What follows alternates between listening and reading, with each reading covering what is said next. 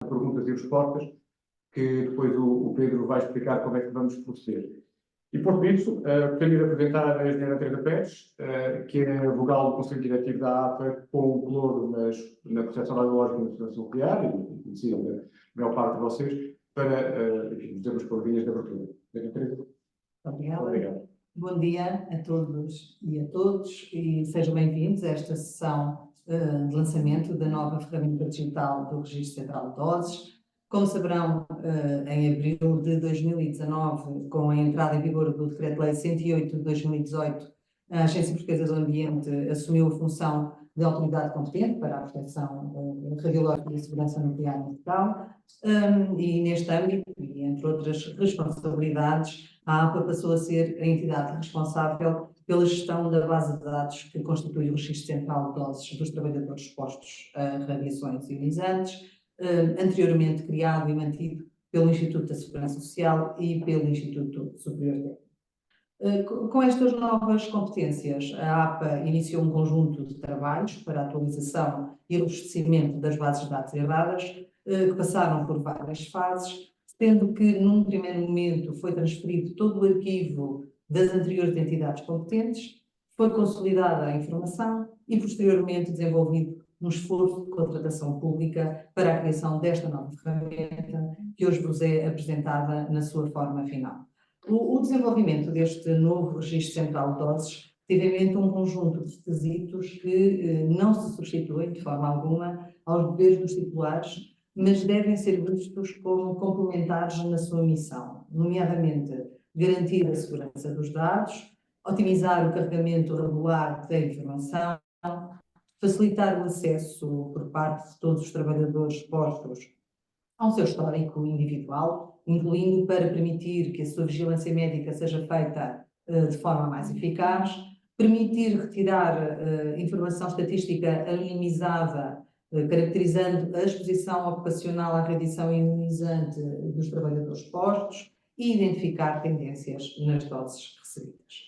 Este novo registro central de doses que hoje lançamos é a primeira de um conjunto de ferramentas digitais que a APA tem estado a desenvolver nos últimos anos, integradas no Sistema de Informação da Proteção Radiológica, o CIRAD. Outras ferramentas seguirão, que irão permitir funcionalidades adicionais e disponibilizar informação e serviços de forma mais eficiente. Como alguns saberão, pelo menos os mais atentos diria, nos próximos meses concretizar-se-á um novo processo de transição no contexto do regime da proteção radiológica, com o assumir de funções de novas entidades competentes. Estas ferramentas que a APA tem estado a desenvolver ao longo dos últimos anos, com um enorme esforço da equipa do Departamento de Emergências e Proteção Radiológica, que eu desde já agradeço todo o empenho e dedicação, contribuirão certamente para que a articulação necessária entre as várias entidades envolvidas possa ser mais eficaz e, sobretudo, todos possamos prestar mais e melhor serviço aos cidadãos e às empresas. Muito obrigada pela vossa atenção e desejo-vos uma boa sessão a todos. Muito obrigado, Teresa. Para os colegas que estão a perguntar se ainda teremos a apresentação vamos iniciar agora. E depois será disponibilizada também no nosso website. Eu passei agora a palavra ao meu colega Pedro Rosário para também vos explicar um bocadinho a logística da sessão. Já agora também vos queria dizer que durante a demonstração não usaremos o registro central de doses propriamente específico, porque temos garantido aqui a segurança dos dados que estão lá e iremos fazer uma apresentação propriamente menos dinâmica, mas igualmente esclarecedora. Por favor. Bom dia a todos. Antes de mais, gostava de agradecer o tempo que dispensaram para estar a assistir a esta sessão. É com muito gosto que apresentamos a nova ferramenta do Registro Central de Doses Nacional. Em termos de logística da apresentação, nós iremos ter uma apresentação que será feita de seguida pelo meu colega Miguel Pereira. Pedíamos que, se tivessem questões que gostassem de ver esclarecidas sobre o tema, que colocassem no chat. A nossa equipa vai estar a monitorizar o chat e depois, no final da sessão, iremos fazer uma ronda pelas principais perguntas que forem colocadas e fazer e dar-vos as respostas. Passaria agora a palavra ao meu colega Miguel Pereira. O Miguel é mestre em Engenharia Física, trabalha na área da dosimetria individual desde 2007, portanto já há vários anos que domina o tema, e está connosco desde 2020, ao ver, e é um membro da nossa equipa na divisão de automatização e segurança nuclear e tem sido o pivô na elaboração do registro da ferramenta que vão ver hoje, do Registro Central de Dados. Muito obrigado. Miguel. Muito obrigado a todos pela presença, obrigado Pedro pela introdução. É com grande satisfação que me encontro hoje aqui a apresentar a nova ferramenta do Registro Central de Dados, não um novo Registro Central de Dados, mas uma nova ferramenta que permitiu completar algumas falhas, algumas necessidades de otimização que fomos identificando. Desculpe, a apresentação está um pouco lenta. Agora sim. Esta apresentação vai primeiro contar um pouco qual é que foi a história do Registro Central de Dados, de onde é que ele veio, como é que ele evoluiu, como é que ele chegou até aos dias de hoje, quais são as suas limitações, quais são as suas vantagens, que tipo de necessidades de otimização foram identificadas, e depois vamos então apresentar a plataforma do ponto de vista quer dos trabalhadores expostos, quer das entidades que têm responsabilidade com o reporte de dados para o Registro Central de Dados, e também depois, por fim, a visualização por parte da autoridade competente que tem acesso a um conjunto de ferramentas mais gerais dentro da plataforma. Começando então com a história do Registro Central de Dados. O Registro Central de Dados português começa, ao mesmo tempo que começa a história da dosimetria individual em Portugal. Em 1957 foi estabelecido o primeiro laboratório de dosimetria individual em Portugal, na altura do Instituto Tecnológico Nuclear, e até 1996 foi o único laboratório de dosimetria individual em Portugal. Isso fez com que acontecesse o quê? Com que o Registro Central de Dados, durante este período, fosse constituído apenas por o arquivo deste laboratório de dosimetria individual. A partir de 1997, com o surgimento de novos laboratórios de dosimetria individual, que não do Estado, como o laboratório que tínhamos até à data, surgiu a necessidade de, então, passarmos a ter um registro central de doses que incluísse não as doses só do laboratório que tínhamos até 1996, mas começasse a ser capaz de introduzir os dados de todos os laboratórios de dosimetria em Portugal e passássemos a ter, então, um registro central de doses. Em 2022, com a publicação do Decreto-Lei 165 de 2002 e o 167 de 2002 também, é então atribuída ao ITN a função de gerir e manter o registro central de doses, sendo que ele era propriedade do Instituto de Segurança Social. Foi assim que então o ITN foi continuando a construir o seu registro central de doses e em 2005 e 2006 conseguiu registrá-lo na Comissão Nacional de Proteção de Dados e transferir nesta data os valores de 1957 até 2005 que se encontravam na posse dos outros laboratórios e que passaram nesta data a estarem todos concentrados num único registro central de doses. Foi aqui nesta fase que podemos dizer que aqui tínhamos finalmente o registro central de doses funcional com as potencialidades daquilo que se pretendia dele. Em 2019, com a alteração regulamentar da publicação do Decreto-Lei 108 de 2018, foi então transferida a responsabilidade da manutenção e gestão do registro central de doses para a Agência Portuguesa do Ambiente. E foi então este o percurso do registro central de dados até chegar à APA. Quando o registro central de dados foi entregado, foi transferido para a APA, o conjunto de dados que estavam lá presentes podem-se dividir, digamos, em 4 categorias. Uma primeira que é a identificação do próprio trabalhador exposto, uma segunda, a identificação dos dados do titular, ou seja, quem é que é a entidade responsável pela segurança daquele trabalhador naquela atividade, os valores de dose medidos nessa atividade, e depois um quarto conjunto de valores que são os valores de dose acumulada. Porquê? Porque o mesmo trabalhador exposto pode trabalhar em mais do que um titular e, portanto, teremos para o mesmo trabalhador exposto 2 outros níveis de tanto dados de titular como de dados de valor de dose por entidade, que depois devem ser somados e, portanto, temos uma dose acumulada. E, portanto, podemos dividir também, categorizá-los de forma diferente. Dados do trabalhador, do titular, os dados portanto, grandezas operacionais e depois transformamos as grandezas operacionais em grandezas de proteção, que são os valores de dose acumulada, para conseguirmos garantir o cumprimento dos limites de dose. Os valores que vinham, que foram transferidos para a APA, portanto, nós tínhamos a base de dados com os valores de dose, não era só isso que existia à data, existia também um conjunto de relatórios que foram elaborados pela Dra. Berta Martins e o Dr. João Alves, que foram as 2 pessoas responsáveis pelo desenvolvimento do Registro Central de Doses naquele período histórico que falei antes, e que também foram eles que conseguiram produzir um conjunto de dados estatísticos sobre a exposição ocupacional em Portugal. Podemos ver aqui uma caracterização, primeiro, do número de trabalhadores por setores de atividade.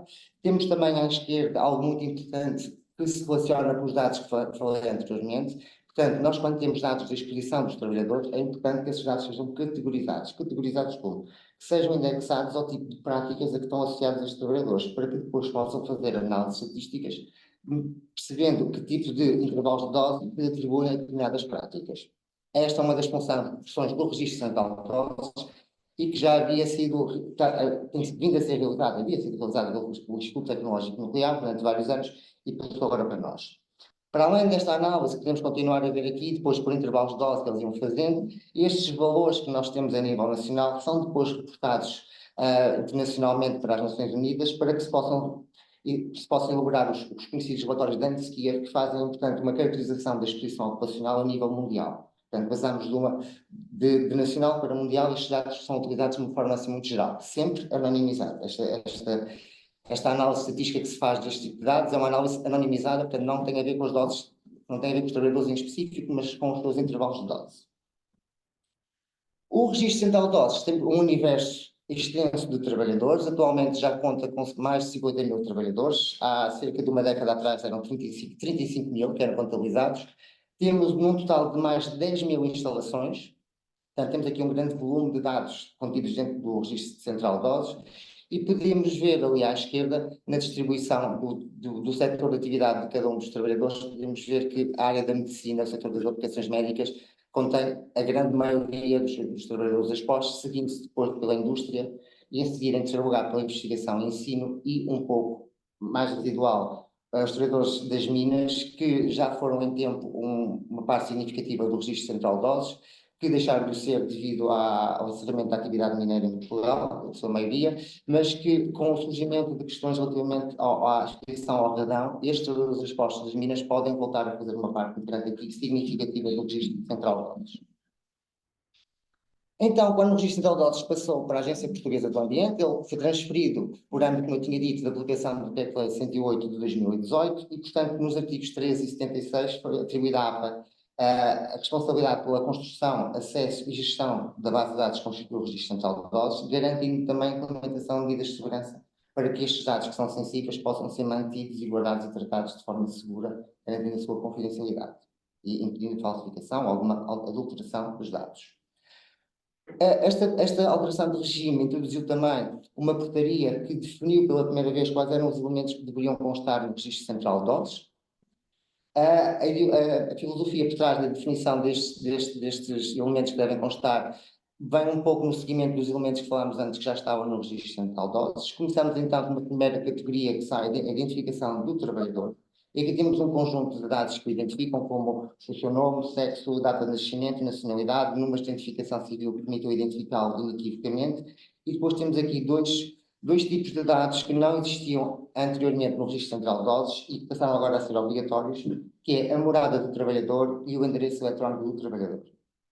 Estes dados não se encontram no Registro Central de Doses, não se encontravam, e, portanto, surgiu logo aqui, com a aplicação desta portaria, a necessidade de repensar o Registro Central de Doses para que ele pudesse computar estes dados também, que são dados que têm tendência a poder ser alterados muito rapidamente e, portanto, introduziu aqui logo um novo problema com a manutenção do Registro Central de Doses. Mas mais à frente vamos mostrar como é que conseguimos otimizar e garantir que conseguimos ter estes dados lá também. Passamos então para um segundo tipo de dados, são os dados de identificação do titular, e aqui são dados simples, vão desde a identificação do próprio titular, podemos saber quem é esta entidade, depois da definição de quais são as suas práticas e atividades, portanto, o que é que ele faz, porque é importante saber que o titular tem um conjunto de práticas para depois poder categorizar as doses que lhes são associadas, e depois podemos ver ali os últimos 3 pontos, são pontos que estão associados ao titular, mas de facto não são pontos do titular. São pontos que são um intermédio entre o titular e o trabalhador, porque não se referem a dados do titular, referem-se a dados da colaboração entre o trabalhador e o titular, ou seja, quando é que ele começou a trabalhar naquele titular, quando é que ele terminou e qual foi a classificação de A ou B que aquele titular lhe atribuiu. Portanto, é considerado aqui dados titular, mas podemos considerar que estes dados são dados que representam uma colaboração entre estas duas partes. Temos depois o terceiro conjunto de resultados, semelhante ao que já tínhamos, portanto, são os resultados da monitorização individual, resultados de dose acumulada, doses equivalentes nas diferentes partes do corpo, ou doses efetivas comprometidas, em que temos aqui para cada período de controle, ou para cada ano, dependendo de que parte do registro é que estamos a ver, portanto, um valor de dose para cada período de controle. E temos um quarto conjunto de dados, digamos, que são dados que até à data não estavam incluídos no Registro Central de Doses e que são os elementos relativos às entidades empregadoras dos trabalhadores externos. Isto significa o quê? Significa que um titular que tenha uma instalação e que receba trabalhadores que não são funcionários dele, são funcionários de outra entidade, ele deve comunicar a inscrição desses trabalhadores na mesma como faz com os seus, mas deve juntar a informação da entidade empregadora desses trabalhadores. É só um novo campo relativamente simples, mas que conseguimos aqui no Registro Central de Doses perceber e atribuir as responsabilidades pela exposição do trabalhador externo, que recaem não só sobre o titular da instalação, mas também sobre a entidade empregadora. Portanto, aqui esta portaria veio fazer com que o próprio registro pudesse ficar mais robusto e conter mais informação do que tinha até à data. E, portanto, referir aqui que todos os dados que estão contidos no Registro Central de Doses são recolhidos com base em posições legais, não, portanto, eles estão protegidos, são blindados por essa parte. No entanto, o seu tratamento e a sua comunicação, tudo que envolve o tratamento destes dados, obedece ao Regulamento Geral de Proteção de Dados e à nossa Lei 58 de 2019, portanto, garantindo sempre a confidencialidade dos dados e a garantia de que não há abusos e falsificações de dados. E como é que chegam a estes valores que vamos agora ao Registro Central de Doses? Portanto, todas estas doses, estas informações sobre os trabalhadores, sobre as instalações, como é que são comunicadas? Poderíamos distribuir entre 3 tipos de comunicações diferentes, sendo que a primeira, que está ali, a laranja, que é relativa aos serviços de desemprego individual, representa aqui o maior bolo, a maior fatia destas comunicações. Isto porquê? Porque os relatórios de desemprego individual são os responsáveis por reportar a exposição dos trabalhadores, de todos os trabalhadores que eles monitorizam. Ou seja, para garantir que, se fosse através do titular, demoraria muito mais tempo a chegar ao Registro Central de Doses e é muito mais fácil para os laboratórios reportarem estes valores. Quando é que estes laboratórios não reportam os valores da exposição ocupacional dos trabalhadores? Quando os trabalhadores são monitorizados não com recurso a desemprego individual, mas com recurso a desemprego diário. Neste caso, em que se faz o recurso a desemprego diário, o laboratório de desemprego individual não sabe a dose do trabalhador em específico. Sabe que num determinado área, num determinado espaço, com o desempregário foi utilizado, portanto, há um valor da H/10. Cabe depois ao titular da prática determinar a dose dos trabalhadores expostos que têm a seu cargo, mediante um procedimento que foi aprovado previamente em sede de licenciamento da autoridade competente e, portanto, ele pode depois calcular a dose dos trabalhadores e deve, nesse caso, ser ele a comunicar as doses trimestralmente ao Registro Central de Doses. Temos um terceiro nível, que é o tal nível novo, que é relativo às entidades empregadoras, que devem, no caso dos trabalhadores externos, comunicar também os dados relativos a estas entidades. Já sai um pouco, neste caso não serão tantas doses que eles estão a comunicar, em termos de doses ocupacionais, temos laboratórios de dosimetria e temos titulares de práticas a comunicarem. E para que é que serve então ter estes registros todos armazenados e concentrados num único sítio? Em primeiro lugar, a primeira função que a comunidade percebe logo quando pensa no Registro Central de Doses é para os casos em que o mesmo trabalhador trabalha em mais do que um sítio e tem mais do que um titular de práticas. Nesse caso, como para cada período de controle ele tem 2 ou mais valores de dose, significa que é necessário haver um local onde esses valores de dose são somados e se garante o cumprimento dos limites de dose. Porque separados podem não atingir o limite de dose, as doses no mesmo período de controle, mas juntas podem atingir. E, portanto, o Registro Central de Doses tem esta função que não é possível ser tida por mais nenhum interveniente, exceto o próprio trabalhador, que é quem sabe as suas doses todas e, portanto, poderia somar, mas que, para garantir que há aqui alguma verificação destas situações, o Registro Central de Doses tem esta função, então, de controlar as doses acumuladas sobre os expostos. O facto de ter, então, este manancial de dados presentes no Registro Central de Doses permite-lhe, então, também fazer avaliações estatísticas.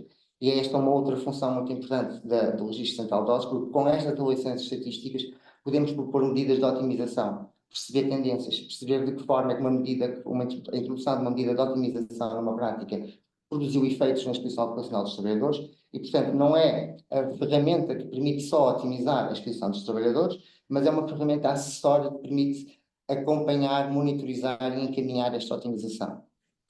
Em quarto lugar, é muito importante ressaltar esta quarta função do Registro Central de Doses, que é a emissão de cadernetas radiológicas. A caderneta radiológica é um documento que deve ser utilizado pelo trabalhador quando ele executa atividades que resultam numa exposição operacional fora do território nacional.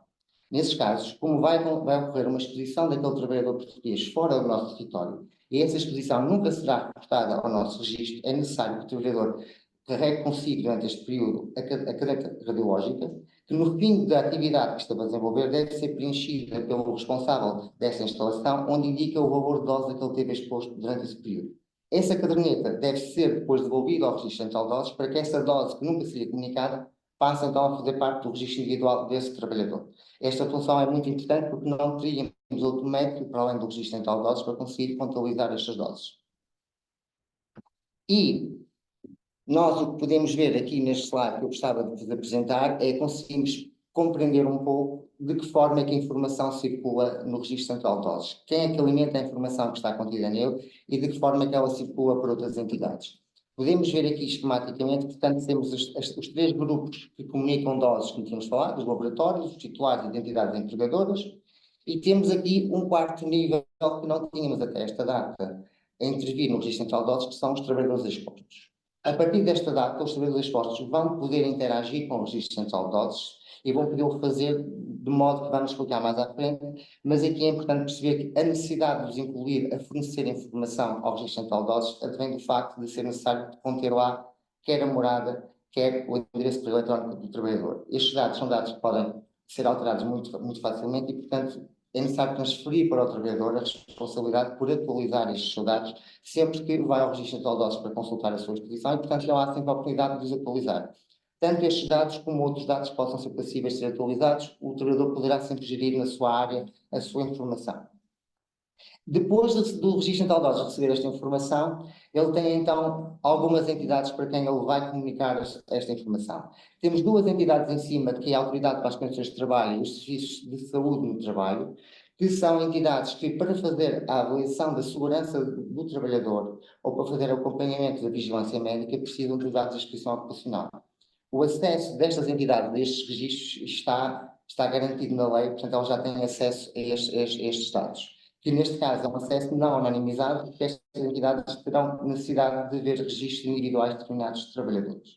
Depois existe um outro conjunto de entidades, que são as entidades respectivas no nosso quadro legal, que estas poderão ter acesso aos dados do Registro Central de Doses, mas não aos dados dos trabalhadores em si, mas sim um conjunto de dados anonimizados que lhes permitam ajudar a delinear os planos de inspeção, ajudá-los a perceber quais são as áreas que possam necessitar de maior interesse e, portanto, é só aqui um apoio, não uma informação muito detalhada sobre as posições de alguma instalação ou de algum profissional.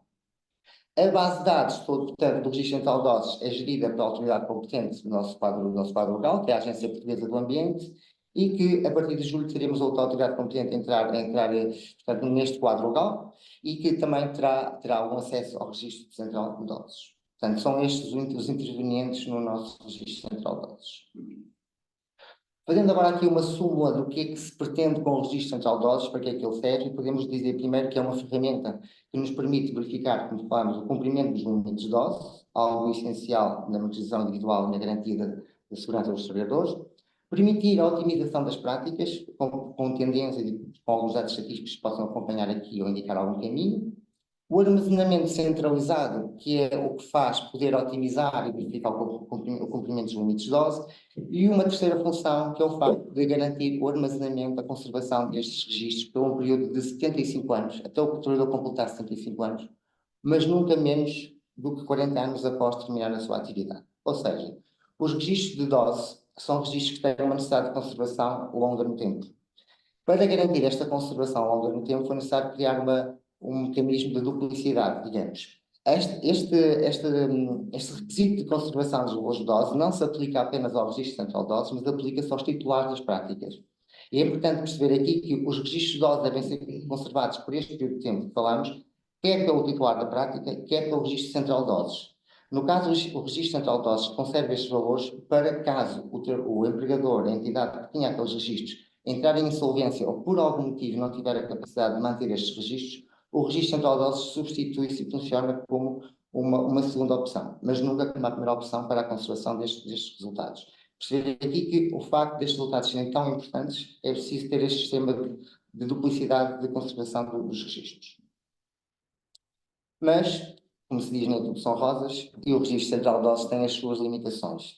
E podemos considerar aqui 3 limitações no âmbito das funções que ele tem. Podemos pensar na verificação do cumprimento dos limites de dose. É preciso perceber que quando as doses chegam ao Registro Central de Doses para esta via de comunicação em bloco, já chegam muito depois do período de controle. Ou seja, se verificar alguma dose alta nesta fase, já decorreu muito tempo desde a exposição e vai ser difícil investigar. Por isso é que, para a verificação da tendência de se estar a ultrapassar, do trabalhador estar a caminhar para ultrapassar o limite de dose, é verificado por outro sistema que existe, que é o sistema de comunicação de doses altas, que é uma comunicação muito atempada em relação à medição do valor e que nos permite agir num tempo útil que não nos era permitido agir aqui. De qualquer forma, só para lhe dar a ideia que não é através do registro central de doses que nós vamos acompanhar os limites de dose em tempo mais real, digamos, mas é uma outra ferramenta que nos ajuda a acompanhar o cumprimento dos limites de dose. Temos depois um outro problema relacionado com a parte estatística dos dados, que é o facto de os dados, muitas vezes a consistência dos dados não ser aquela que se desejaria, muitas vezes não está identificada qual é o tipo de prática que aquele trabalhador está exposto e, portanto, depois não permite que se faça uma análise estatística e se atribuam aquelas doses a determinadas práticas porque não estão categorizadas. Portanto, é algo que temos que melhorar para conseguir fazer uma análise estatística melhor. Temos depois um terceiro handicap, uma terceira limitação, que é o facto de, quando falamos que o registro de doses poderá servir para a otimização de práticas, ele poderá servir para, como falamos, encaminhar ou indicar onde é que se pode otimizar. A otimização em si, mais específica, só pode ser feita pelo titular da prática ou quem está relacionado diretamente com a prática, porque só esse é que tem todas as informações que permitam, de facto, caracterizar de modo melhor a prática e otimizá-la por alterações. Portanto, temos estas três limitações que vão levar também a uma necessidade de otimização para conseguirmos ver se as diminuímos de alguma forma. Então, depois deste percurso de terem sido selecionadas as bases de dados, de se ter percebido qual era a informação que lá estava, qual era a informação que pretendíamos ter, quais eram as dificuldades que tínhamos, conseguimos chegar a um conjunto de medidas de otimização que achamos necessárias para melhorar então a experiência com o registro central de doses. Em primeiro lugar, portanto, ter maior detalhe das informações enviadas ao registro central de doses, garantir que as informações que são enviadas estão bem definidas, os dados estão bem caracterizados, não há dados em branco, portanto recebemos tudo direitinho, quanto mais informação recebermos, melhor. Depois, uma outra otimização, com o facto de, como nós vimos, era necessário introduzir o trabalhador como alguém que tem acesso ao registro central de doses para que ele possa consultar os seus registros e também possa atualizar os seus dados, que percebemos que era necessário. Então, portanto, necessidade de que o trabalhador possa aceder, consultar os seus registros, atualizar os seus dados e pedir a emissão da caderneta radiológica, também muito importante. Depois, uma terceira otimização também com o facto de ser algo que seja digital, que é permitir que quem tem que comunicar doses ao registro central de doses possa fazer através de formulários, através de uma plataforma, para que seja mais simples, mais rápido e que se possa garantir uma maior qualidade destes dados. E, por fim, uma quarta necessidade de otimização que se prende com o facto de, na área da proteção radiológica, existem muitas alterações, é um campo que muitas vezes se torna dinâmico e, portanto, é necessário que este registro central de doses seja flexível ao ponto de acomodar alterações que possam vir a acontecer no futuro, como introduzir as exposições ao radar nos locais de trabalho, poder alterar o sistema de limites de dose, poder alterar as grandezas que são apresentadas. No conjunto, é preciso que o sistema tenha flexibilidade ao ponto de conseguirmos adaptá-lo para as alterações que possam vir a ocorrer.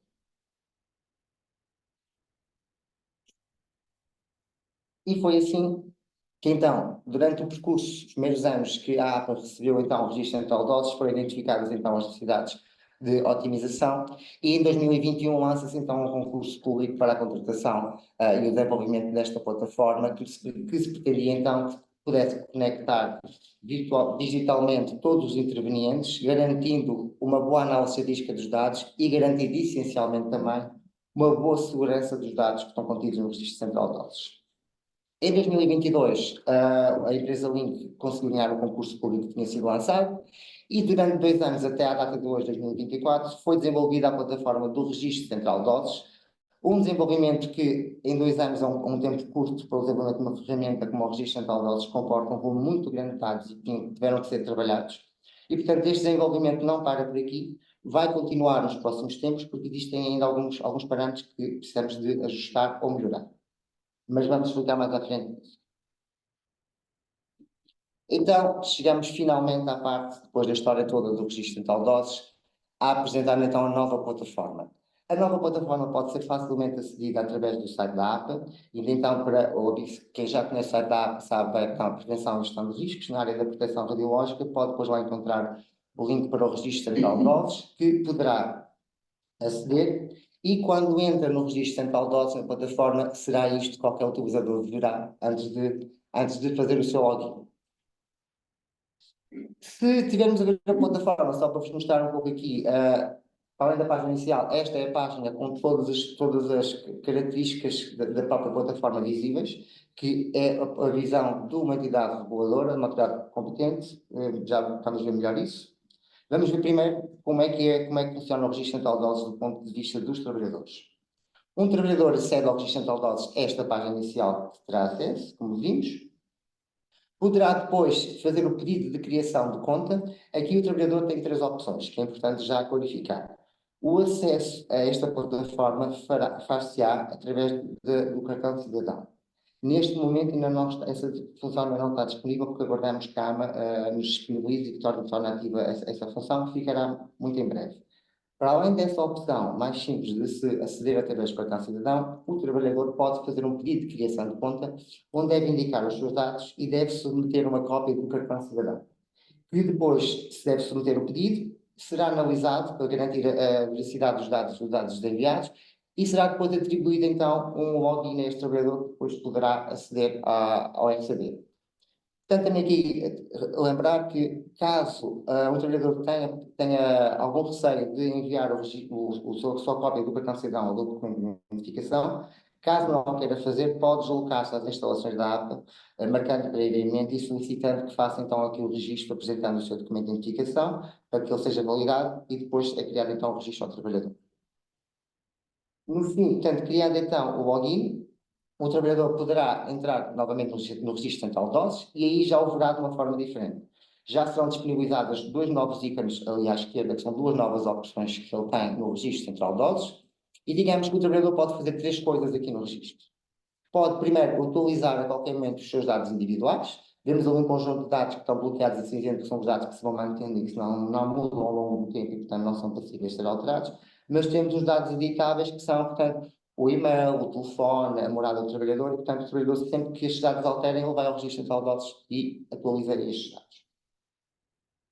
Uma segunda funcionalidade, talvez a mais importante para o trabalhador exposto no âmbito do registro central de dados, é poder consultar os seus registros de dados. O trabalhador, entrando na sua área, terá acesso a todos os seus registros. Os registros aparecerão ao início por ano. Depois eles abrem em cascata e, portanto, em cada ano podemos abrir a cascata e perceber por trimestre qual foi a inscrição em cada trimestre e no próprio trimestre perceber, caso haja só um serviço ou mais serviços, qual é a dose de cada um. Nem todos os registros de dose têm este nível de detalhe, porque o histórico que existia até 2005, digamos, era um histórico que era referente a valores de dose acumulada anual, e, portanto, estes valores mais antigos são o valor de dose anual. O valor, sempre que há maior detalhe, esse detalhe é apresentado. Quando não é apresentado esse detalhe, é porque ele não está disponível, não há de estar, porque não foi assim que foi guardada a dose. O trabalhador, neste seu registro, pode, através de uma opção em cima, definir um conjunto de critérios de pesquisa, ou seja, ele não precisa visualizar todos os seus valores de dose, pode escolher um período de controle, pode escolher um empregador dele e, portanto, gerar-se aqui, com base na pesquisa que efetuou, um conjunto de valores de dose que vão ser expostos, que depois poderá fazer o download de uma tabela com esta sua exposição. Ou seja, isto permite o quê? Permite que o trabalhador aceda ao registro central de dados, possa fazer o download da sua exposição total durante o seu período de vida todo, ou pode escolher alguns períodos de controle e fazer esse download para que depois possa fornecer este registro de dose ao seu empregador, para que ele possa classificá-lo como categoria A ou B, ou que possa fornecer ao médico de medicina de trabalho para que ele possa fazer o seu acompanhamento adequado. Portanto, este registro, esta funcionalidade permite o quê? Permite que quando um trabalhador precisa do seu registro de dose individual, não tenha que solicitar a uma outra entidade, mas o possa diretamente consultar no registro central de doses. Importa aqui também salientar que, se pretender um registro de doses muito atualizado, o RCD não o terá, porque, como vimos, uma das limitações é que as doses demoram algum tempo a chegar ao registro central de doses. É importante aqui lembrar que os trabalhadores, por exemplo, os titulares, têm a obrigação de fornecer os registros de doses aos trabalhadores. Portanto, um trabalhador, sempre que precisa dos seus registros de dose, pode solicitar à entidade empregadora. O registro central de dados funciona como uma alternativa. Poderão consultá-lo a partir de agora, mas é importante lembrar que os titulares têm a obrigação de fornecer estes valores também aos trabalhadores. E eles têm que ter valores mais atuais. A terceira funcionalidade, no caso dos trabalhadores expostos dentro do RCD, será o pedido de emissão de caderneta radiológica, aquilo que falamos, portanto, que é um documento que o trabalhador deve utilizar quando vai desempenhar tarefas que vão resultar numa exposição ocupacional fora do nosso território. Aí, a plataforma permite solicitar através da introdução de dados, que terá, portanto, os dados do trabalhador automaticamente aparecerão, porque já estão no sistema, terá que indicar os dados da entidade empregadora, os dados do titular quando ele vai efetuar os trabalhos, as atividades que vai realizar e os resultados da sua vigilância médica para garantir que ele se encontra apto. Indicando estes dados todos, submete o pedido é analisado e depois é disponibilizado, depois de aprovada, a caderneta radiológica, que poderá ser feita download da própria aplicação através do trabalhador. O documento é um documento simples, um PDF, que terá os dados que o trabalhador indicou e terá depois ali na secção F, como podem ver, a verde, uma secção que vai a branco, que vai não preenchida quando o trabalhador leva a caderneta e que deve voltar preenchida com os valores relativos à sua exposição ocupacional durante aquele período. O trabalhador, depois de então de ter a caderneta de terminar o trabalho, deve devolver a caderneta ao Registro Central de Doses. E é aqui que introduzimos já uma otimização. No caso das cadernetas radiológicas, o que se viu durante estes períodos é que, por muito que a caderneta seja solicitada à sua emissão, a devolução não acontece a maior parte das vezes. Ou seja, o trabalhador precisa da caderneta para efetuar os trabalhos, mas depois não se lembra de devolvê-la e, portanto, aquele valor da exposição nunca vai ser incluído no Registro Central de Doses. O que este sistema novo vai fazer é que, a partir do momento em que a data da atividade para esta caderneta terminou, o sistema vai automaticamente enviar e-mails ao trabalhador a relembrá-lo constantemente que tem que devolver essa caderneta. Ou seja, otimizamos aqui o sistema para garantir que a devolução das cadernetas vai efetivamente acontecer e, portanto, não vai ser emitido um documento que depois não vai servir para nada, porque se a dose não chega a Portugal, não entra no registro, acabou por esta funcionalidade não servir para nada. Passamos agora para a visualização do registro de doses por parte de uma outra figura que é menos de consulta, mas mais de alimentação com os valores de dose. E então temos os laboratórios de dosimetria e temos os titulares de prática. E estes, como podem ver, quando acedem ao registro central de doses, é um acesso diferente dos trabalhadores, não se trata de cartão de cidadão, de uma identificação individual, mas trata-se de uma identificação do próprio laboratório ou daquela instalação. Para tal, as entidades, quando entrarem aqui, vão ter duas opções. Vão ter a opção de carregamento e vão ter a opção de consultar os serviços já registados. Aqui a opção de consultar os serviços já registados é mais dedicada aos laboratórios de dosimetria. Porquê? Aqui nós podemos ver uma inovação que tivemos no desenvolvimento deste registro central de doses, que foi o quê? Foi a necessidade de introduzir um código que identificasse o serviço em instalação. À data, o registro de doses continha uma identificação das instalações que se resumia, portanto, aos dados daquela entidade, a sua morada, o seu número de contribuinte, e existia um código que era atribuído, um código que era depois tinha que ser gerado pelo registro central de doses e utilizado, que não era muito prático nos dias de hoje. Percebeu-se então que havia necessidade de, primeiramente, perceber como é que se podiam indexar estes serviços num sistema que os identificasse inequivocamente. Como estamos inseridos na APA, a APA já dispõe de outras plataformas que já têm um sistema de identificação de serviços, percebeu-se então que podíamos utilizar o sistema presente, que era o sistema do CILIAM, utilizar já os códigos que ele tinha gerado e passar a utilizar esse sistema de código do CILIAM como código de identificação dos serviços dentro do Registro Central de Doses. Por isso é que, nesta secção, os laboratórios de dosimetria vão ter acesso à lista de instalações que já estão registadas. Porquê? Porque nenhum valor de dose pode ser reportado sem que seja indicado aquele código de serviço que vemos ali.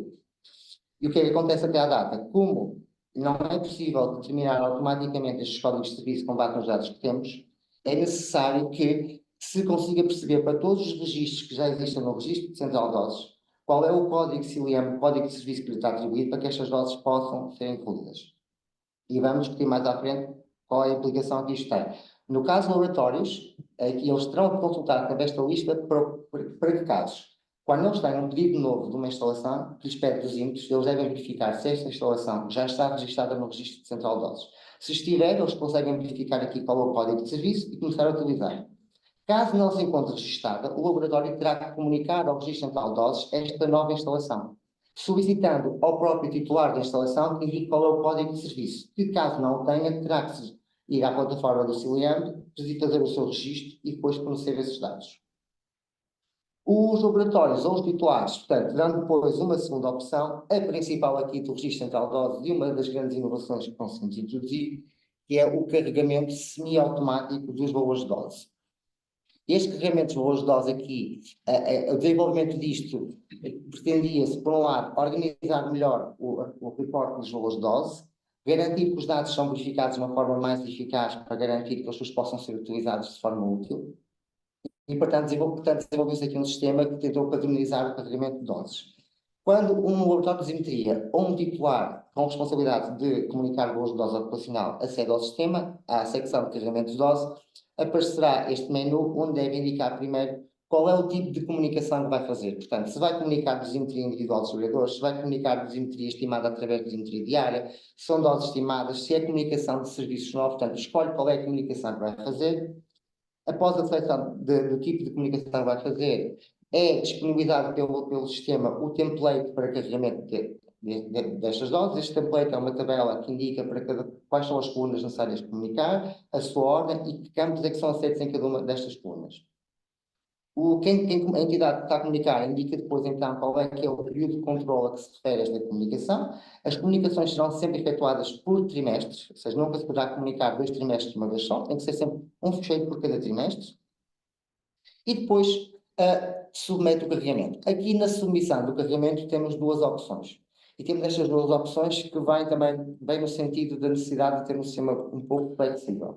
Porquê? Porque muitas vezes pode ser comunicado um período de controle, mas que por erro faltou a avaliação de um ou dois dosímetros, porque vieram posteriormente e portanto não foi possível aquela data comunicá-los.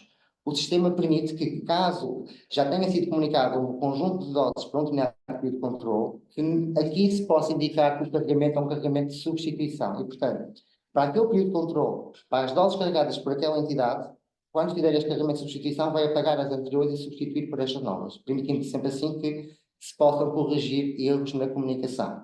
Esta correção vai ter sempre um limite de tempo até 1 ano, porque para tentar combater um pouco a dificuldade que o Registro Central de Doses tem de poder fechar os períodos de controle e começar a análise estatística, é necessário que em 2024 se possam comunicar valores de dose de 2023, mas nunca de 2022. E o que se vai passar agora, por exemplo, quando chegamos ao fim de 2024, entramos em 2025, deixará de ser possível reportar doses de 2023 e, portanto, no início de 2025 podemos dizer que o ano de 2023 está fechado e podemos começar aí a análise estatística. Isso só para dar também a ideia de que já percebemos aqui o tempo que demora. Nós precisamos que feche o ano de 2024 para garantir que temos os dados de 2023 para depois iniciar a análise estatística. E, portanto, só, na melhor das hipóteses, a meio de 2025 é que conseguimos ter um relatório da inscrição operacional de 2023. Isto com este novo sistema que vai obrigar a que seja mais célere e que se feche atempadamente os períodos. Isto não acontecia anteriormente e por isso é que os relatórios muitas vezes demoram muito tempo a serem publicados. Continuando, se não for um fecheiro de substituição, um fecheiro normal, o titular que escolhe carregar fecheiro pode adicionar alguns anexos neste carregamento, se achar que alguns documentos possam ser acessórios para quem vai analisar depois o carregamento para o aceitar ou não. Submete o carregamento e aqui o próprio sistema irá fazer uma primeira análise deste fecheiro que foi submetido. Irá fazer a análise para verificar se todos os campos necessários estão preenchidos e se o seu preenchimento obedece aos critérios que foram definidos. Caso não obedeça, caso se encontrem erros, o sistema vai considerar este carregamento como não aceito e vai indicar todos os erros que foram encontrados. E é possível fazer o download da tabela onde são indicados todos estes erros, corrigir o fecheiro de submissão, alterando portanto, os campos necessários no sentido de corrigir estes erros e submeter novamente o fecheiro.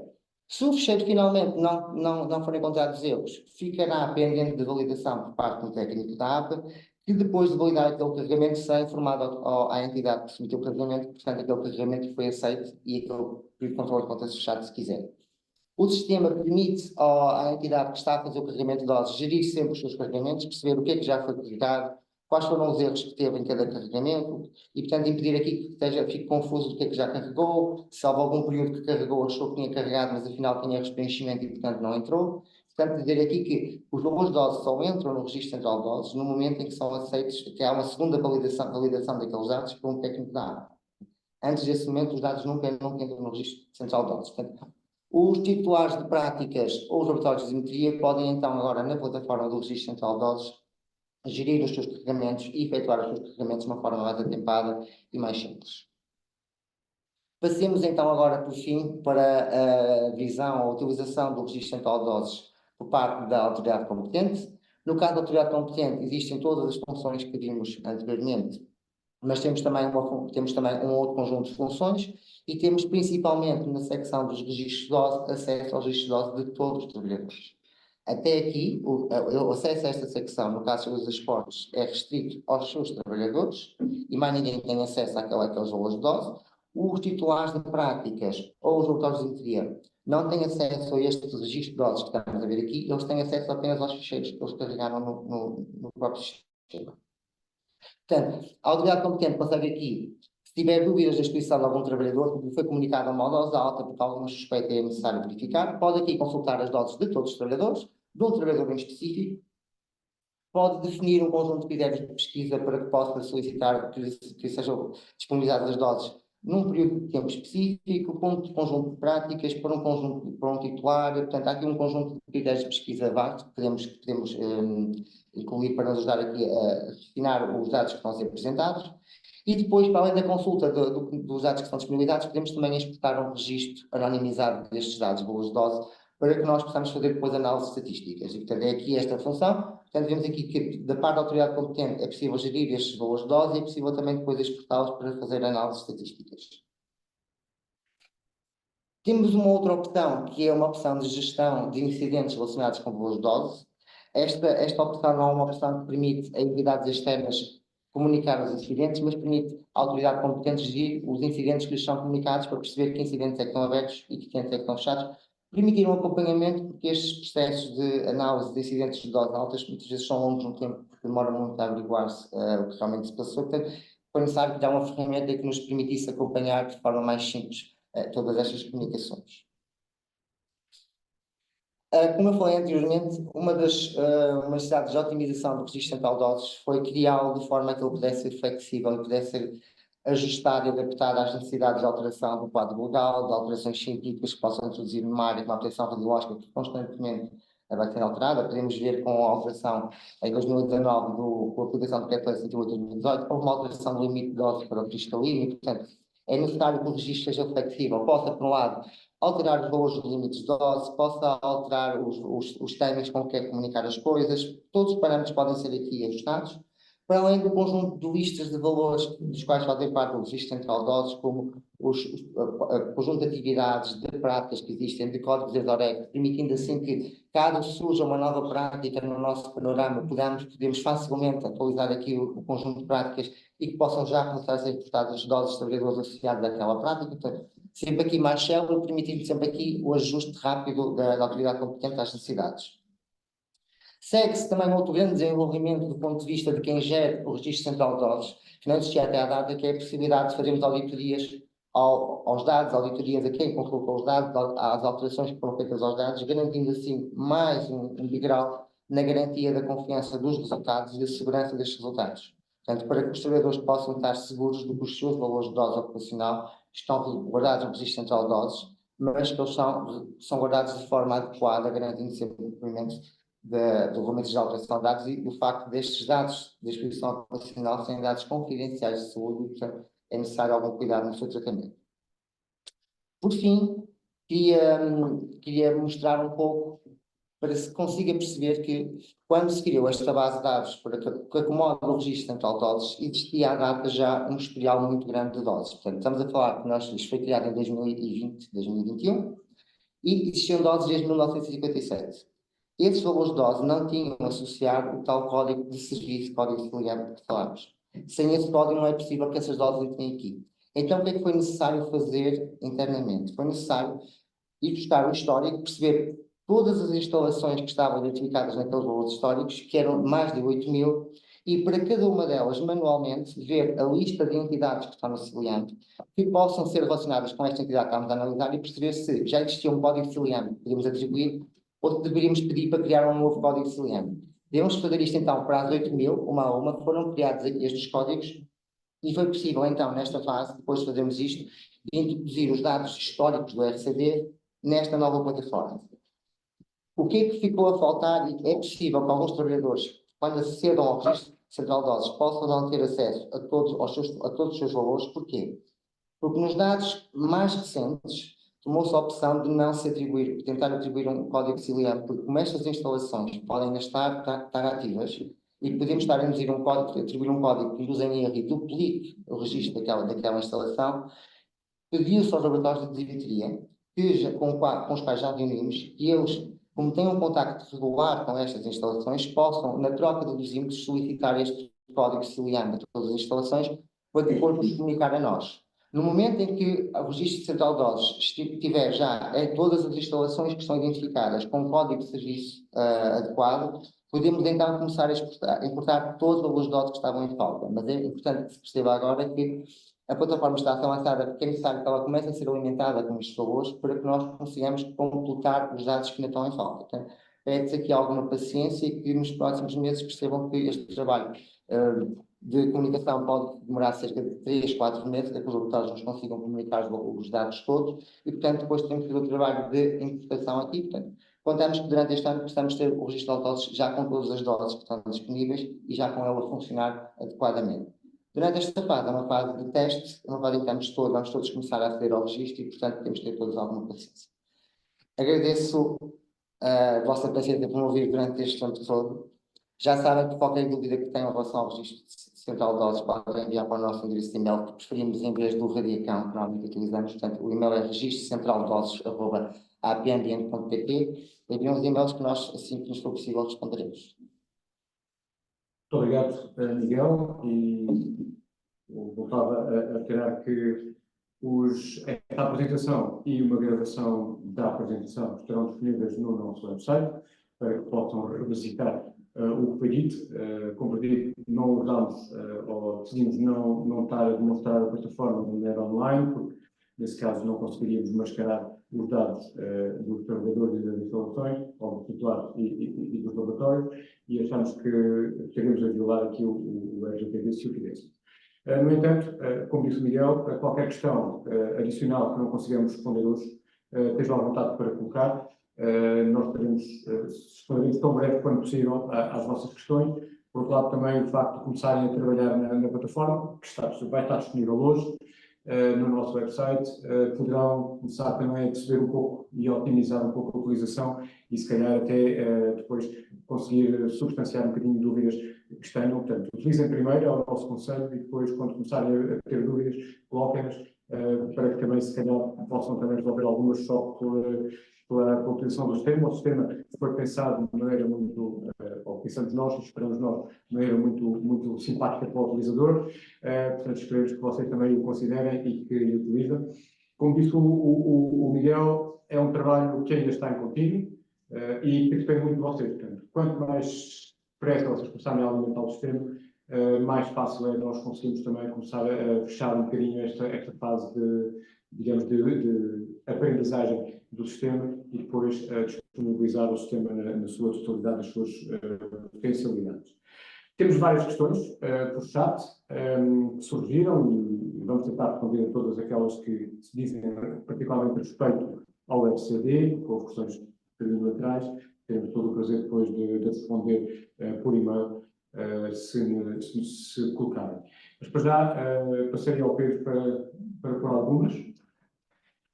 Nós organizámos as questões que foram colocando e tentámos criar aqui uma ordem de acordo com os temas, e o primeiro dos temas pelo qual iremos começar, que acaba de ser enquadrador, é a nível das autoridades competentes. E surgiu aqui a dúvida se o XCD continuará a ser gerido pela APA e não pela ARS para as práticas de composição médica, e a quem seria comunicada essa informação a partir de julho de 2024. Sim, claro, é uma boa questão que pode causar alguma confusão. Se recordarem a alteração ao decreto-lei, ao 108, o legislador foi claro de que a ARS teria competências nas práticas associadas às posições médicas. O RCD não é uma prática e, como tal, é considerado que não cabe nesta definição do legislador. Portanto, a autoridade competente será e continuará a ser a APA, os valores devem ser comunicados à entidade competente, à APA. No entanto, a ARS terá acesso, como o Miguel já comunicou, aos dados enquanto autoridade do sistema regulador. O outro tema que foi bastante comum ao longo das questões que foram colocadas tem a ver com a vigilância médica e o acesso aos dados por parte dos serviços de saúde ocupacional. uma questão que se coloca é como é que os serviços de saúde no trabalho podem ter acesso ao Registro Central de Dados. Queres responder, Miguel? Sim, o acesso destes serviços para já não será automatizado, eles podem pedir o acesso aos dados de algum trabalhador e nós concederemos o acesso a estas entidades, porque para já os serviços ocupacional podem ser muito variados e, portanto, era conceder o acesso deles todos. Nós podemos conceder o acesso, mas só podemos conceder o acesso para alguns trabalhadores que eles estão a fazer a vigilância da saúde. Portanto, não podemos dar um acesso tão geral. Portanto, é necessário aqui ter um outro caminho para que estas possam ter acesso. No caso da ACT, já é um pouco diferente, já será um acesso menos condicionado, porque tem já este acesso declarado na lei. Deixa-me dar aqui um pequeno complemento. O sistema foi desenhado para que cada trabalhador possa ter acesso à totalidade da sua informação e isso permite, inclusive, criar um relatório que é extraído do próprio Registro Central de Doses, com todo esse histórico, tudo aquilo que o médico de trabalho possa querer analisar, e o próprio trabalhador pode extrair essa informação e apresentar esse relatório diretamente ao médico de trabalho. O sistema foi desenhado com esse princípio. Em todo caso, se for necessário um acesso mais direto, temos essa possibilidade e esses mecanismos que o Miguel referiu. Relativamente a uma outra questão que estaria ligada com este tema, era de facto a questão do acesso por parte da ACT. A ACT tem acesso legalmente previsto a esta informação e terá um acesso, um login específico para poder aceder a essa informação. Outra questão que foi aqui colocada e que é bastante pertinente, que tem a ver com a avaliação de incidentes que possam ocorrer e como é que essa informação chega ao Registro Central de Doses. Eu se calhar pedi ao Miguel para descrever o que é que está previsto funcionar, como é que está previsto funcionar, como é que se um titular pode responder diretamente ao acidente na plataforma, o que é necessário fazer em caso de um incidente e como é que essa informação chega ao RTD. Atualmente a plataforma não foi desenhada ainda para poder receber diretamente a comunicação destes incidentes. A comunicação destes incidentes vai-se fazer como se faz até agora, através de e-mail, comunicando com o incidente, e será tratado à parte, como sempre foi até agora. O que a plataforma permite, que não permitia até agora, é nós registramos lá estes incidentes e precisamos nós acompanhar lá se eles estão fechados ou continuam abertos. Era isto que precisávamos para já. De futuro, poderíamos dar acesso também para que se faça esse reporte desses incidentes, mas para já a parte dos incidentes será só a classe de comunicação primeiro e será gerida apenas a sua conclusão ou não na plataforma. Deixa-me dar-vos ainda um pequeno complemento relativamente a uma questão que foi colocada agora mesmo no chat. Nada do RCD suplanta as responsabilidades do titular relativamente aos seus trabalhadores. Como o Miguel disse há pouco, o objetivo do RCD é ser complementar a essa informação e permite que o trabalhador tenha acesso à informação agregada de vários titulares, ao seu histórico dosimétrico de vários titulares, mas nada dispensa o titular de dar essa informação aos trabalhadores. Portanto, de facto, os titulares têm a obrigação de dar a informação das doses aos seus trabalhadores e coordenar isso com a medicina do trabalho. Outros temas, deixem-me só voltar aqui um bocadinho atrás na nossa lista.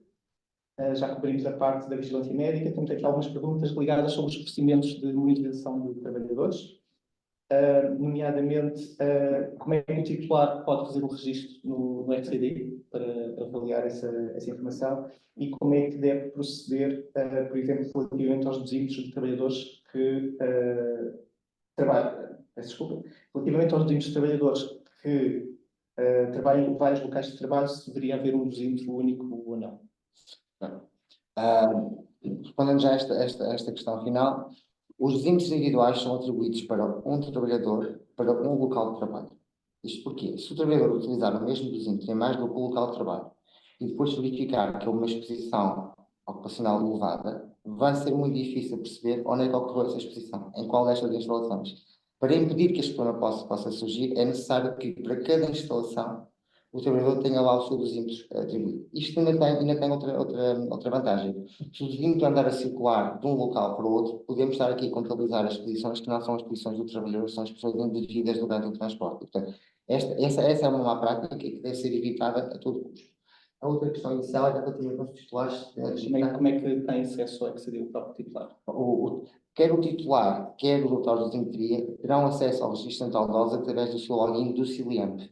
E, portanto, não é como o trabalhador que é uma identificação individual, eles terão já o seu login do CILIAMP que lhes permitirá entrar naquela secção.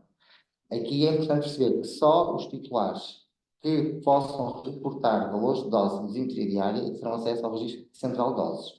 Os outros titulares, o Registro Central de Dados não servirá para eles consultar os registros, consultar os registros dos seus trabalhadores. Esses registros devem estar arquivados das instalações do titular.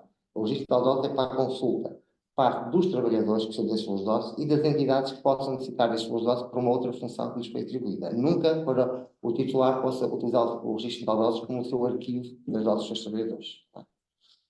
Temos aqui uma outra questão também do ponto de vista operacional. E se calhar podes clarificar um bocadinho melhor como proceder nestes casos. O laboratório de dosimetria apenas pode comunicar ao RCD os valores que entram em curso e ao ano anterior. Portanto, as leituras dos dosímetros envolvidos fora destes prazos não seriam incluídos no RCD. Pode explicar como é que está previsto que isso seja verdade? Exatamente. Embora seja sempre algo com muita pena que vai ser um dos índices, volta a dizer que aquele valor de dose não vai ser considerado, mas o que se deve pensar neste caso foi o que já falámos antes, que é, se não se criarem períodos de fecho dos períodos de controle, será muito difícil conseguir fechar os períodos e fazer uma análise atempada destes valores. Portanto, é sempre necessário que a devolução dos índices seja atempada. O facto de estarmos a dar um ano já é um período muito grande, digamos, porque os índices no máximo são utilizados durante um período de 3 meses. E, portanto, nós estamos em 2024 a garantir que só são reportados em valores de 2023, já é um espaço temporal relativamente grande. O que se pede aqui sempre é que os trabalhadores tenham sempre a consciência de que o dosímetro individual não serve de nada se não for devolvido para a avaliação. Portanto, é importante que ele seja devolvido dentro dos períodos de controle para que a própria análise, o próprio valor medido, seja de acordo com o que foi estabelecido pelo aquele laboratório mediante a sua acreditação. Ou seja, os laboratórios de dosimetria, quando comunicam valores com determinado grau de confiança, é para um período de controle definido. Se nós ultrapassarmos os 3 meses ou os 6 meses, aquele valor pode nos ser reportado, mas não é um valor que seja reportado no âmbito da acreditação, porque ele não tem a qualidade que aqueles valores teriam. Portanto, também aqui ressaltar que, caso aconteça a devolução do dosímetro fora de tempo, o valor de dose poderá não ser considerado para o registro de dose do trabalhador, a não ser que excepcionalmente seja feito um pedido porque justificando porque é que o valor não foi reportado antes, e justificando também porque é que ele deve ser considerado, mas perceber aqui que se um dosímetro já foi utilizado há muito tempo, aquele valor que nós estamos a medir, se calhar é muito significativo e não interessa muito ser reportado para o registro central de dados porque terá pouca validade em termos de análise. Estes dosímetros devem sempre ser avaliados e a dose comunicada ao trabalhador, pelo menos para o que ele consiga perceber que durante aquele período, embora não tenha sido feita uma medida adequada dos valores de dose, que, portanto, haja ali uma indicação de qual foi a exposição durante aquele período longo de controle. Está bem? Mas esse valor acaba por perder a validade para ser considerado no registro central de dados. Uma outra questão que tínhamos apanhado sobre este tema, podemos explicar um bocadinho que mecanismo pode existir para que o titular possa utilizar, caso verifique que um dosímetro não é utilizado ou é utilizado indevidamente e de forma continuada por parte do trabalhador? As responsabilidades sobre a segurança dos trabalhadores é do titular. Se o titular verifica que o trabalhador repetidamente não utiliza o dosímetro como deve ser, é uma responsabilidade do titular garantir que o trabalhador cumpre com o que está estabelecido no programa de proteção radiológica, no regulamento interno, e, portanto, há um conjunto de deveres do trabalhador que ele deve cumprir. A autoridade competente não pode agir a este nível tão local, o titular que tem responsabilidade e, se aqueles trabalhadores expostos, deve garantir a sua segurança mediante um conjunto de mecanismos, incluindo a dosimetria individual. E, portanto, deve garantir também que o trabalhador utiliza sempre o dosímetro individual. E se vê que ele não está a utilizar adequadamente, deve adverti-lo e garantir que, ou através de formação, ou através de outra atividade, possa incentivar e alertá-lo para a necessidade de usar adequadamente o dosímetro individual. Foi colocada, entretanto, no chat também uma questão sobre o acesso através do CILIAN e como é que, do ponto de vista do titular, garante a confidencialidade dos dados. Sobre essa questão, é importante ter em conta que os logins que são dos titulares são específicos e, portanto, só devem ser partilhados com quem tem acesso, do ponto de vista deles, àquela informação. Okay? Também suscitou aqui uma questão sobre a classificação das práticas. Se calhar podes explicar um bocadinho se está previsto uma atualização e identificação das práticas e funções dos trabalhadores e respectiva codificação. Podes explicar um bocadinho o mecanismo que estamos a seguir? Sim, não se procedeu não se procedeu já à atualização dos códigos, porque como eles tinham razões históricas e estamos a desenvolver o Registro Central de Dados exatamente para que pudesse acomodar estas alterações, a partir do momento em que lançamos agora esta plataforma, já nos é possível começar a receber o feedback da comunidade e perceber então como é que podemos atualizar estas práticas. E podemos também, a vantagem do RCD também se encontrar ligado com outras entidades que têm responsabilidades no âmbito da proteção radiológica, é que todas estas entidades possam contribuir para que todas aquelas listas se mantenham atualizadas e no state of the art que é necessário para que possam sempre ser prático e útil, para que não aconteça como muitas vezes que aconteceu no passado, práticas novas existirem já há algum tempo e não ser possível existir um código de práticas que eu consiga categorizar. Se calhar passávamos então para o próximo tema, que recebeu também um conjunto significativo de perguntas, que tem a ver com a caderneta radiológica e com os trabalhadores externos. Eu creio que explicasse mais ou menos na apresentação, mas podes, se for possível, reiterar um bocadinho como é que está previsto que funcione o pedido de uma caderneta radiológica, quem é que solicita, como é que faz? O pedido de caderneta radiológica deve ser solicitado sempre pelo trabalhador. O trabalhador que tem responsabilidades por fazer aquele pedido e por indicar aqueles dados. Pode haver aqui alguma dúvida, porque há alguns dados, há uma secção que é relativa à vigilância da saúde. O trabalhador pode preencher e pode adicionar um documento que ateste, através do médico, portanto, aquela informação que está ali é válida. Mas é sempre o trabalhador que irá fazer o pedido e é o trabalhador que irá fazer o download e é quem tem a responsabilidade depois por submeter a caderneta no fim daquele período de exposição. A ideia aqui foi sempre transferir para o trabalhador, garantir que é o trabalhador que tem nas mãos a responsabilidade e que também só depende dele, não tem que estar à espera de terceiros para que possa receber a sua caderneta radiológica. E se calhar podes também explicar um bocadinho como é que funciona a situação dos estudantes que estão já monitorizados e que às vezes participam em programas de mobilidade para outros países, como é que funciona nesses casos? Portanto, se os estudantes vão ser expostos fora do país, portanto, terão que seguir o mesmo trajeto e pedir a emissão da caderneta radiológica, que depois deverão levar consigo e devolver no fim do período de controle ao registro central de dados. Portanto, o sistema é o mesmo, sem trabalhadores ou sem estudantes. A ideia aqui da caderneta é poder contabilizar as expedições que são medidas fora do país e para as quais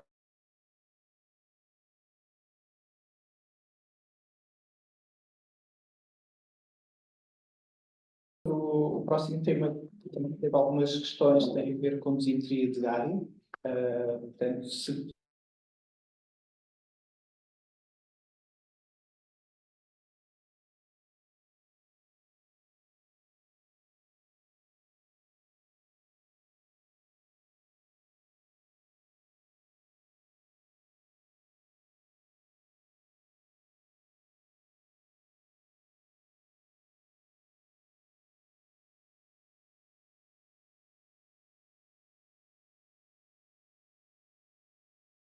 através disso. Nós temos Posso interromper um bocadinho? Estamos a ter um sinal de vários mais a entrar no chat, não sei se alguém tem uma tecla carregada por ele. Por outro lado, estamos a ter a indicação que pode ter congelado. Alguém nos diz no chat se estão a receber bem a nossa comunicação nesta última fase? Ok. Obrigado. Estamos a ouvir? O procedimento será relativamente simples. Portanto, quando um titular requer dosimetria diária, o laboratório de dosimetria o que vai comunicar é, portanto, com um dosímetro durante um determinado período e obteve então um valor em termos da gás-10. Tem aquele valor de gás-10 por um período, pode perceber então qual é que é a taxa de dose por hora e depois terá que ter o quê para conseguir aferir a dose dos trabalhadores.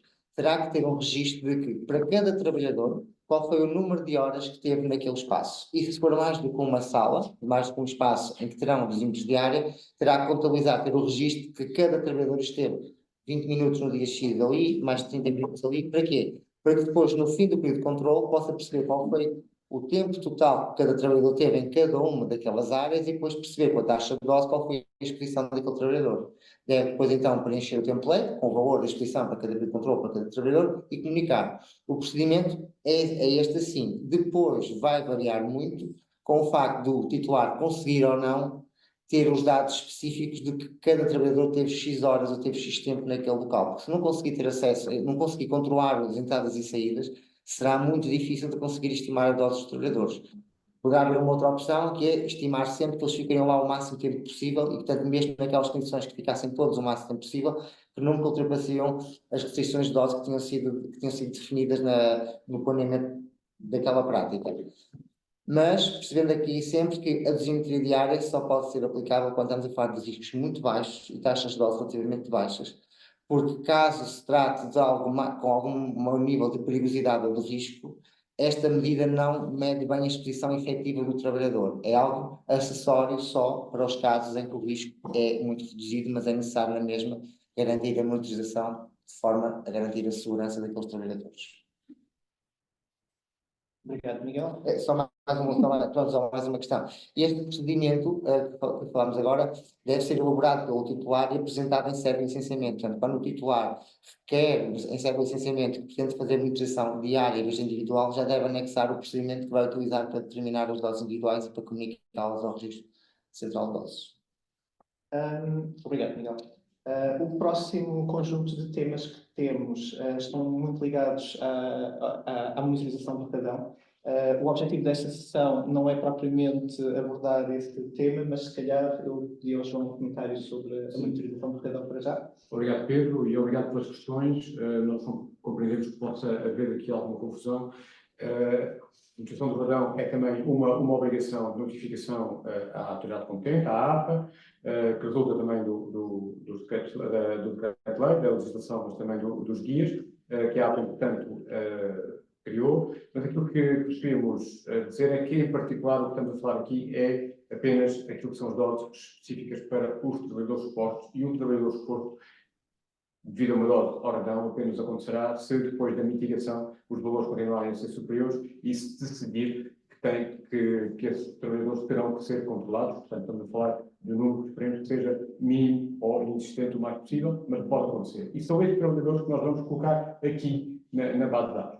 Portanto, tudo o resto daquilo que é a comunicação dos valores de razão em locais de trabalho ou enfim, ou também a comunicação voluntária em habitações pessoais, tudo isso entrará numa outra ferramenta, como se recordam no início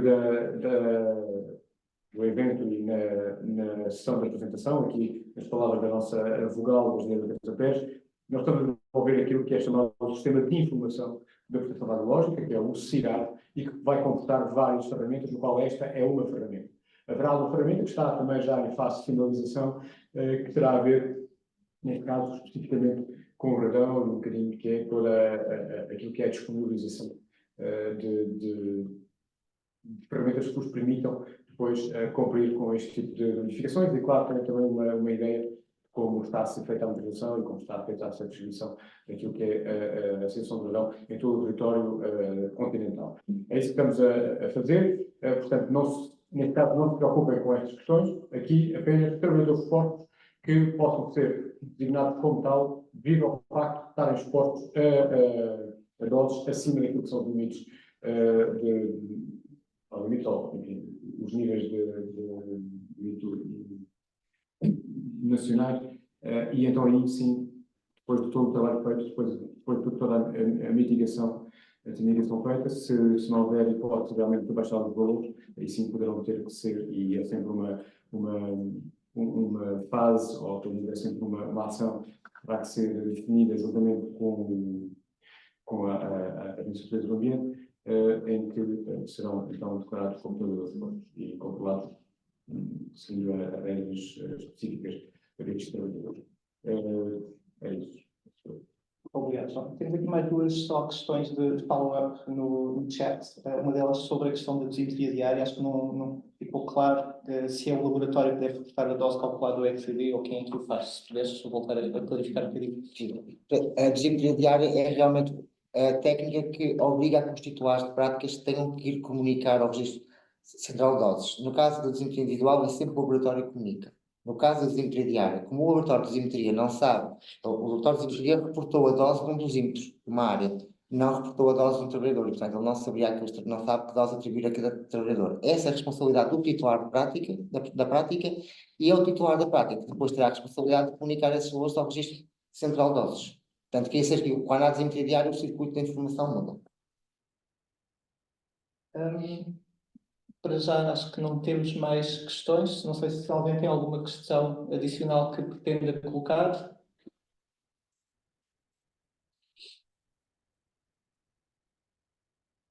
Temos aqui Mais uma questão que foi colocada. Se existe a possibilidade de implementar monitorização individual com recurso a dosímetros digitais, ou seja, se estas medições que não passam por um laboratório de medição convencional externo, reconhecido acreditado pelo IPAC neste caso, e se a responsabilidade de comunicação RCD pode ser à semelhança da dosimetria diária. Uma questão muito interessante, um assunto que não tínhamos abordado aqui ainda. A monitorização individual dos trabalhadores, para garantir a sua segurança, é efetuada com dosímetros passivos, que são avaliados no laboratório de dosimetria individual. Esta é a obrigação legal. Os dosímetros ativos são dosímetros acessórios aos dosímetros individuais passivos. Portanto, o valor medido nestes dosímetros não é o valor que vai ser utilizado para a verificação do cumprimento dos limites. É um valor acessório que tanto o trabalhador como o titular da prática, os seus responsáveis, podem utilizar para fazer melhor um acompanhamento da dose que vai ser, que o trabalhador vai estar exposto durante um período de controle, porque o facto dos dosímetros passivos e os legalmente obrigatórios para a monitorização individual só nos fornecerem o valor de dose no fim. Quando estamos a falar de trabalhadores que têm estão expostos a taxas de dose elevadas, há necessidade muitas vezes de ter estes dosímetros também a acompanhar, mas como disse, é acessório ao outro dosímetro e não tem a validade legal em termos de cumprimento dos limites de dose, tá? Ou não substitui o outro. Temos aqui mais uma questão curiosa, que se o titular deve comunicar os resultados de dosimetria diária, mesmo que as doses sejam baixas, e que os trabalhadores sejam equiparados no mesmo público. A classificação dos trabalhadores é da responsabilidade do titular da prática e dos seus responsáveis. No caso de trabalhadores não expostos, não há necessidade nenhuma de comunicar nem de monitorizar. Portanto, a monitorização dos trabalhadores é obrigatória para os trabalhadores expostos, que estão na categoria A ou categoria B. Muitas vezes o que acontece é que os titulares das práticas escolhem monitorizar toda a gente, mesmo alguns trabalhadores que devido à sua ocupação, possam não ser classificados como trabalhadores expostos. Preferem o fazer e podem comunicar na mesma se for ao registro central de doses. A questão é, se os trabalhadores não forem trabalhadores expostos, não haverá necessidade de fazer monitorização individual, mas realmente é preciso perceber, porque muitas vezes os valores de dose podem ser baixos e podemos pensar que eles não são trabalhadores expostos, mas temos sempre que pensar no risco a que eles estão expostos. Porque um trabalhador que normalmente não recebe dose não quer dizer que não possa vir a receber, e, portanto, tem sempre a haver um mecanismo que garanta que, caso algo não corra bem ou como planeado, existe um mecanismo que verifica se o estudo ocorreu ou não como planeado. Portanto, é por isso que temos aqui esta necessidade. Surgiu aqui uma outra questão também curiosa, que liga para algum trabalho que já temos feito anteriormente sobre a questão da monitorização no caso de cromatólogos gasosos, aquele tipo de prática, em que a exposição externa acaba por ser muito, muito reduzida. Podes explicar um bocadinho o que é que temos pensado a esse respeito? Sim, pronto. Para esses casos, de facto, o dosímetro individual pode não ser sensível ou muito sensível ao campo que está gerado naquela fonte. Mas não nos podemos esquecer que também nestes casos, isto ali ser uma porcentagem portanto, por mais que possamos pensar que são betas ou são alfas, isto é uma porcentagem de gamas.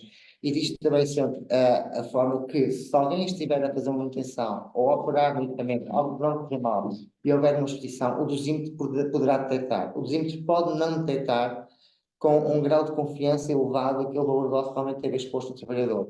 Mas ajuda, mesmo nestes casos, ao alerta de que algo não está bem.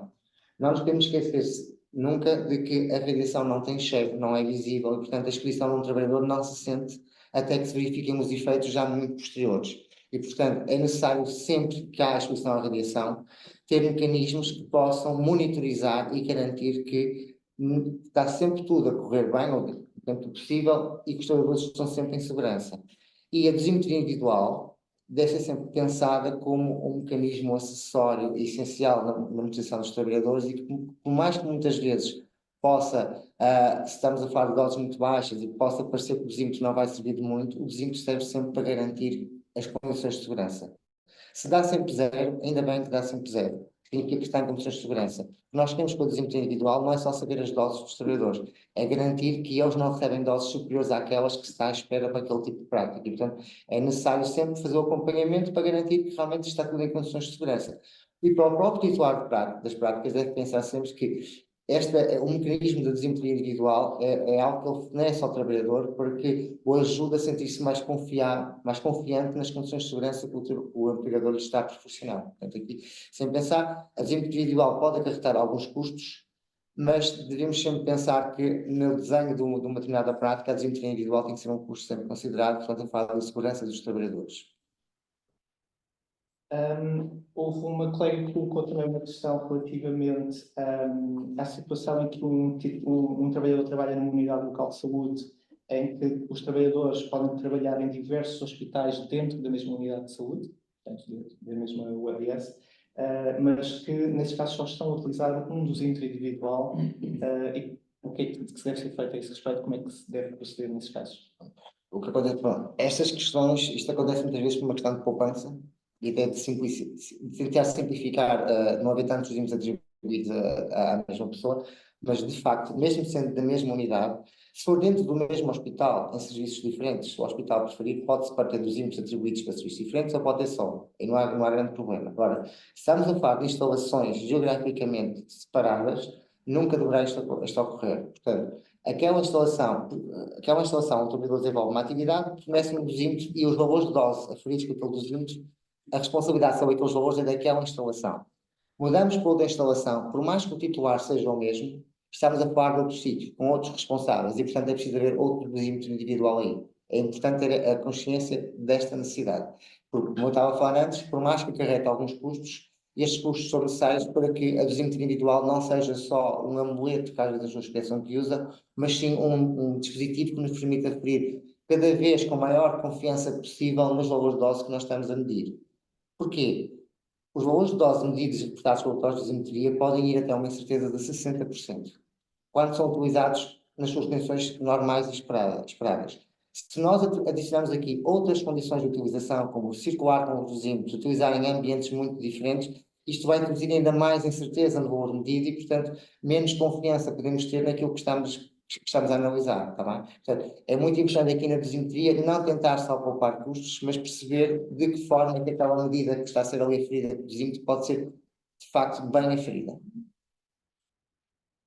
Temos mais uma outra questão relacionada com a questão do login do sistema. Com a criação das ULS e a agregação de vários titulares agora no só, se esses dados estão atualizados ou não, eu aqui daria nota de que é responsabilidade de cada entidade manter a sua informação atualizada nestes sistemas. Portanto, se houve alteração, quem já tem a conta Ciliam deverá manter essa informação atualizada, deverá atualizar os dados correspondentes. Quem ainda não tem deve simplesmente criar a conta no Ciliam e o respectivo estabelecimento, para que depois essa informação seja toda agregada nesta plataforma e também nas outras que estamos a desenvolver para testar mais um conjunto de serviços. Se permites, o Ciliam, para muitas das vossas instalações ou pelo menos dos vossos titulares, serve para outras coisas. Portanto, o Ciliam, as entidades vistas no Ciliam não só para a pensar lógico, mas por outros motivos, e tudo mais. Portanto, é algo que terão que fazer também para outras entidades. Quando se cria uma nova entidade ou quando se funda uma entidade, é preciso retificar o seu status dentro do Ciliam. Aqui o que terá é que, fazendo isso uma vez, fazem para todos os sistemas, seja na prestação radiológica ou não, é a porta de acesso aos sistemas da APA e, portanto, certamente que isso também terá a ser tratado daquilo que é a vossa gestão das várias instituições. Temos mais uma questão sobre a partilha de dosímetros. Se pudesse comentar melhor. Esta é uma questão que causa sempre muita lema. Os dosímetros são pessoais e intransmissíveis. Ponto final. O mesmo dosímetro nunca pode ser utilizado por mais do que uma pessoa. Isto é basilar na dosimetria individual. Não é? Os dosímetros são individuais. Já vem do nome deles e, portanto, nunca podem ser utilizados por mais do que uma pessoa.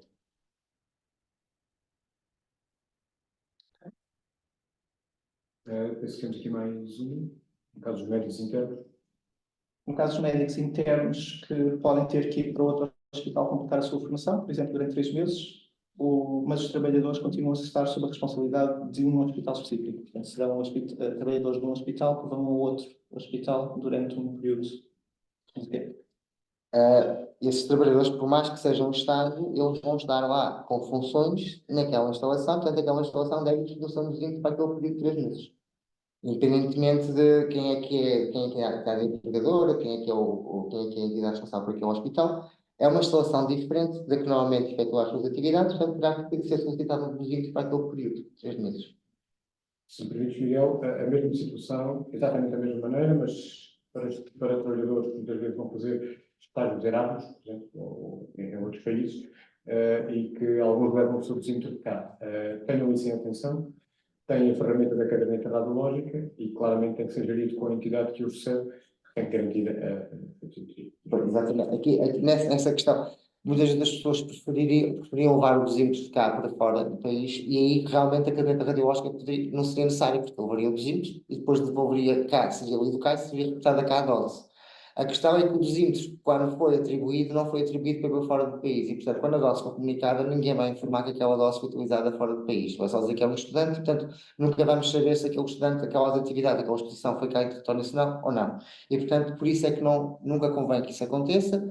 Quem recebe, sempre lembrar, quem recebe um estudante ou um trabalhador que vai estar exposto a radiações ionizantes naquela atividade, o titular daquela atividade é o responsável por fornecer todas as condições de segurança para os trabalhadores, onde se incluem dosímetros individuais para o período em que eles vão lá estar. Creio que com isso também acabaste de responder à última questão que foi colocada sobre quem seria a responsabilidade da monitorização, se do hospital ou da universidade. Aqui, pronto, também importa ressaltar aqui uma questão, que neste novo quadro legislativo existe algo que se chama a cooperação entre a entidade empregadora e o titular das práticas.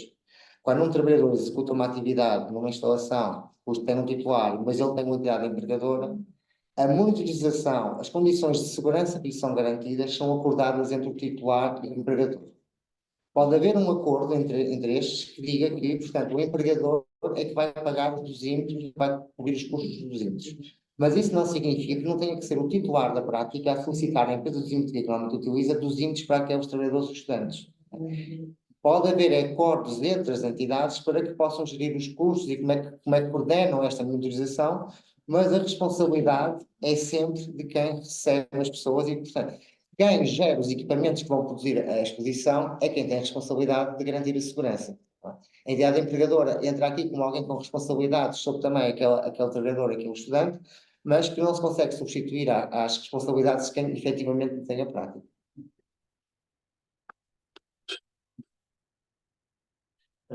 Uma pergunta, já agora para o Miguel, se me permitem, sim, digamos, a página vai estar disponível ainda hoje, em princípio, será colocada ainda hoje, não quisemos pôr antes da apresentação. Temos aqui uma outra pergunta e que tem a ver com como é que enfim, como é que nós nos relacionamos com os regiões autónomas a nível daquilo que é o registro de autónomos.